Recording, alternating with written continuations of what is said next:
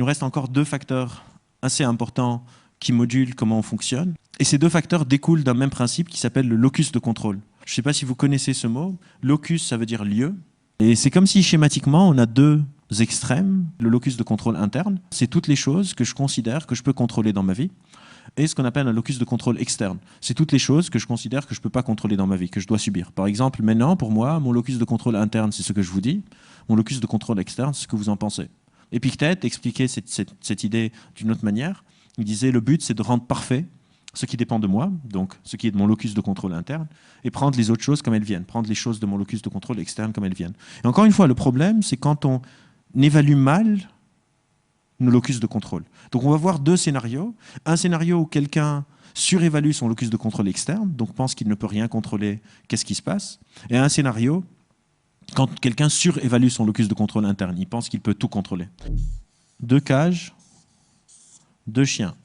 Un chien A, un chien B, un levier dans chaque cage, une ampoule, et, c'est là où ça se corse un peu, le sol de la cage est électrifié. Et ça, c'est la première phase, donc la phase d'apprentissage. Ce qui va se passer, c'est quand la lumière diminue, ça annonce un choc électrique, le chien commence à se faire choquer, il ne sait pas quoi faire, il essaye de fuir, il ne peut pas fuir, donc il voit un levier, il se dit « tiens, je vais appuyer sur le levier ». Et quand le chien A appuie sur le levier, les chocs électriques s'arrêtent. Donc ce qu'on va apprendre au chien A, c'est le facteur choc électrique dépend de son locus de contrôle interne. Il peut l'impacter. Pour le chien B, on va faire la même chose. La lumière se faiblit, un choc électrique arrive, le chien essaye de s'enfuir, puis il voit le levier, il appuie sur le levier. Et pour le chien B, quand il appuie sur le levier, il ne se passe rien. Les chocs électriques continuent. Donc on va apprendre au chien B que le facteur choc électrique dépend de son locus de contrôle externe. La deuxième phase, on va reprendre les chiens A et B et on va les mettre dans une autre cage qui ressemble à ça. La différence principale, c'est qu'il n'y a plus le levier.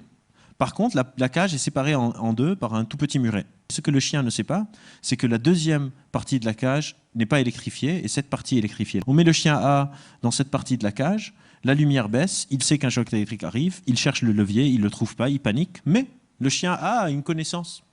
Que le facteur choc électrique, c'est son locus de contrôle interne, qu'il peut agir dessus. Il va traverser la cage, et quand il arrive là, il va se dire « Ah tiens, ici, c'est pas électrifié, je suis en sécurité ». Et à partir de ce moment, à chaque fois que la lumière baisse, le chien sait qu'il doit aller dans la deuxième moitié de la cage.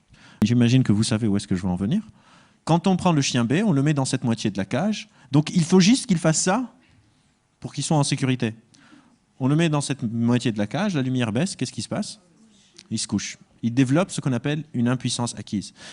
Le facteur choc électrique est revenu dans son locus de contrôle interne. Le fait qu'il n'en doute pas, qu'il se fie à ses connaissances, fait qu'il n'agit plus.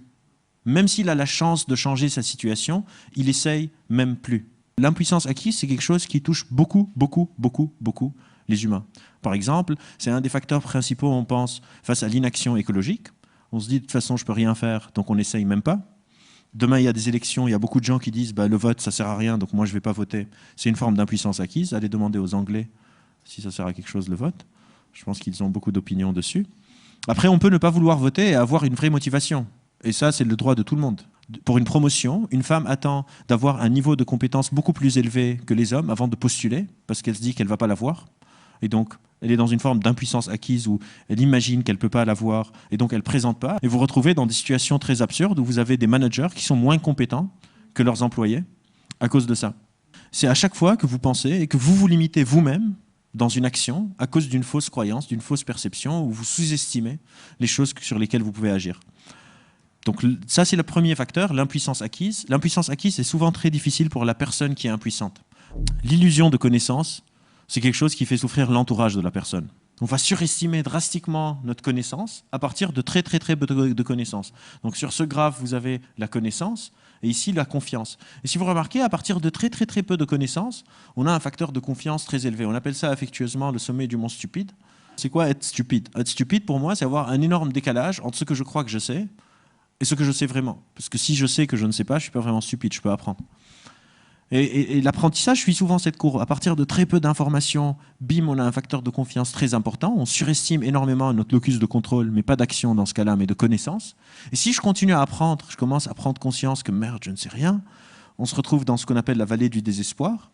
Et là, on commence à vraiment apprendre. Et ça cause un problème. C'est que des gens qui savent plus que les autres, eux doutent d'eux-mêmes et eux sont sûrs. Ceux qui ne savent pas sont sûrs d'eux, et ceux qui savent doutent.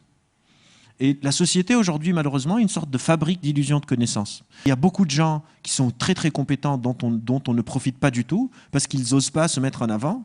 Et les gens qui se mettent le plus en avant sont souvent qui ne s'y connaissent pas vraiment sur le sujet sur lequel ils s'avancent. Et donc on se retrouve dans ce monde où on n'est plus du tout dans un problème d'ignorance, mais on est dans un problème d'illusion de connaissance.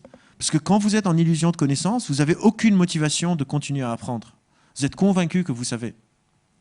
Et on est vraiment dans une sorte de fabrique d'illusions de connaissance parce qu'on a donné l'illusion à tout le monde qu'on peut tout comprendre très vite.